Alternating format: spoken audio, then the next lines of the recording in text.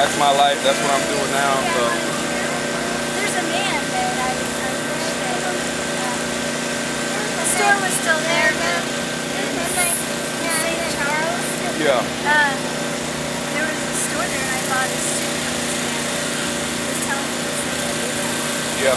I mean, there's brothers doing this all over the world, and it's pretty much the time at the end. And he's not waking. Just like when we were in Egypt, right? It's like this. I'm gonna tell you something. You know, the Israelites were enslaved under Egypt, right? So you know, God is against the Egyptians. We know that, right? So why is there an Egyptian pyramid on our money? Does that make sense to you? It says in God we trust, but we have an Egyptian pyramid which he plagued and destroyed the Egyptians. Why would we have that? Because little did you know, your higher echelon people, which are those masonries and all those high up people, they're into Egyptology. That's why people don't even know who made the money. There's a certain people, the money has so many kind of symbolic in them. If your mind is not, how you say, trained to look, you have to research. Majority of people don't pick this book up. They claim to be Christians, but they don't even pick it up. You'll go in their house and there's dust on it. Then how do you claim to know anything you don't even research? And you don't read books, you don't research and look up things, you know? So what are your thoughts on I mean, that's not for me to judge. I mean, all it is pretty much if you don't know your identity, you don't know who you are. It's pretty much if you don't know where you've been, you don't know where you're gonna go. So that's why our people are lost the way they are. That's why we're in the ghettos and so strung out, so crazy, because we don't even know who we are. But now that's why we're getting our identity back. We're no longer these nothings that came on slave ships. And that's what the majority of people don't want. This is the greatest secret of all time. Who were the Israelites? This is the greatest secret. Because the Israelites, kingdom of heaven belongs to them. I mean, get more information, you just got to research, you know? I mean, let me ask you this. Where's your, on your grandfather's side, where's the nationality go back to? Well, it was Irish. Irish? Well, I'm going to let you know something. You ever heard of the Moors? Yes. The Moors were, they look like Arabs, okay? But there was Negroes. They were the tribe of Judah, Benjamin, and Levi, the darker tribes. We ruled Scotland in those days. Because the Moors, we ruled in Italy, we ruled in Scotland, we ruled all those different places. And our seed, that was the main thing the Moors did. They said the best way to get rid of a nation is to pretty much kill men, all the men, and then put your seed in that generation, and that's what the Moors did. That's through history. That's history you can look up in colleges, Wikipedia, look it up. So that's why some of those people, some of the Irish, the Italians, some even the Polish people, the Polacks, some of those, because if you look, there's some signs that say in Europe, it says no blacks and Irish, because the Irish were called the blacks of that area over there. Did you know that? Yes, that's what, especially Scottish, the word Scottish means black. Scottish, yes, it comes from a different word. I mean, I should have printed out, but Scottish actually means black.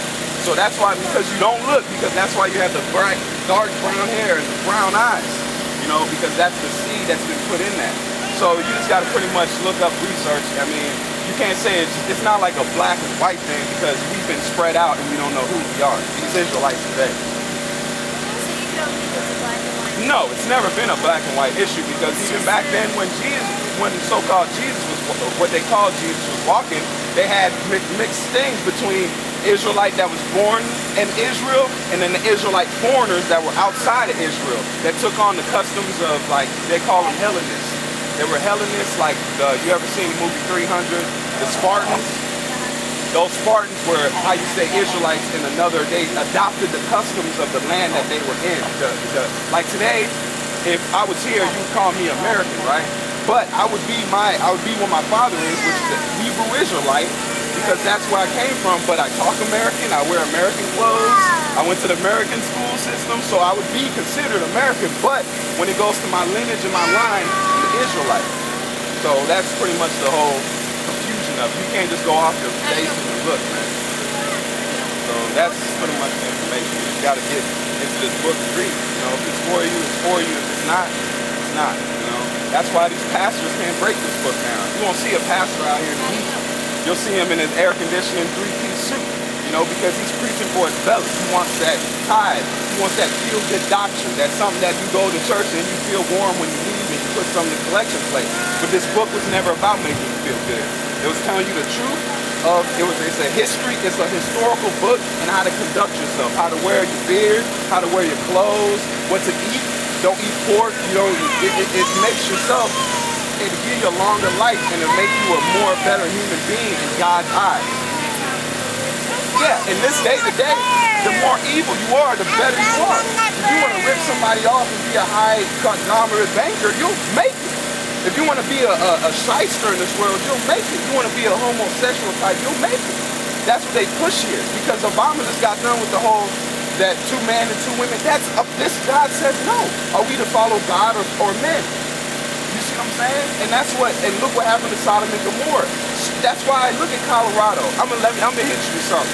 Those wildfires started after this homosexual thing started going. And they said that because they took out the don't ask, don't tell, and then they took out this other thing that they have out here now. So then you see these wildfires pop up. Then you start seeing tornado here, earthquake here. The world is telling you something. He's telling you something. If you're blind to it. But all of us, the thing is, the knowledge I know I have to come out here and tell. Or I'll be under condemnation. Because I know the truth and I go and hide it. But if I come out here and tell the truth, then blood's off my hands.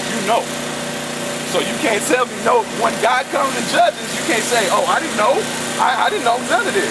There was a guy standing out there week in and week out telling you this, That's what I'm pretty much commissioned to do. And if I don't do it, I fall under trouble, So that's the gist of it, man. So the more information you get, if it's for you, now you have it, just get you a book, read. What's up, man? Can I get your name real quick so I can tell them who you and back? Is there like a evidence of like something that you need my name, that I did something wrong? You guys were kind of bickering back and forth. I understand.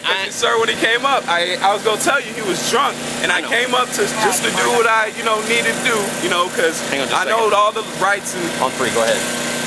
I'm sorry. Some guy was yelling at me, being drunk. I told him, hey sir, I can't talk to you because it's in the law. If you're drunk, you can't even talk to a person.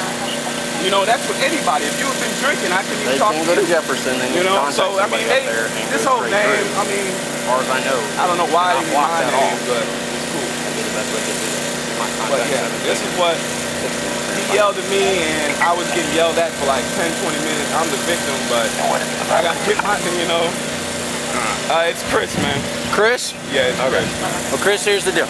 I understand what you're doing, okay? I respect it. You got every right to do it, okay?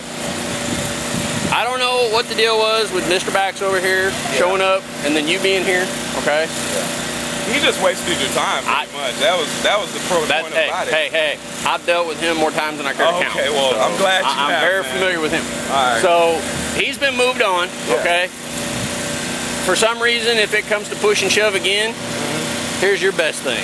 I know you probably picked this spot because it's in the shade. Oh, no, I just didn't actually. I don't want to be in a mint. I'm usually down there, but I didn't know like the regular, because today's sort of special. You're fine. I didn't know if I could be down there. As far as I know, you can be in there. Yeah, okay? I know I can be at the Capitol with a megaphone. I've done my research and stuff. I've even talked to an officer before I came out here. Right. So, I know the rights. I understand I just didn't want him to be so violent. Like, he was threatening me. Like, really. I was like, why is somebody actually told me down there. That he that's was why. Yeah, that's why I come up here. I was sitting here and he's just yelling behind me. That's why I came up. What's going on? Wow. He's been told. That's the bad it was. He's been told that you've got a right to be here and do that. But I appreciate it. In the same respect, he's got a right to sit over there too. But when it comes to the back and forth, I'll leave. He's drunk, so I'm ready. I was about ready to go, but then he called you over. I was like, cool, and you were settling him down. So I appreciate that, man. When he comes back, as hard as it is sometimes, pick up and move on that side of those barricades right there. Hell, you can stand right there underneath that shade in front of the courthouse. Man, thank you, man. Okay? I appreciate that. I don't think they'll have a problem with it. They're not even open today. Roller cage thing going on. I was like, I'm just gonna be down here. So play it safe, man. I appreciate that. However, okay, if somebody comes along and they say that, if they're standing here and they say that they don't want you preaching to them, talking and reading is fine. That's why I just go into the air. You can go into the air and preach whatever you want to preach. Read whatever you want to read. Witness to whatever you want to witness, okay? I go to church. I'm a Christian. I'm faithful in that, okay? However, if it starts to come one-on-one and they ask you to stop,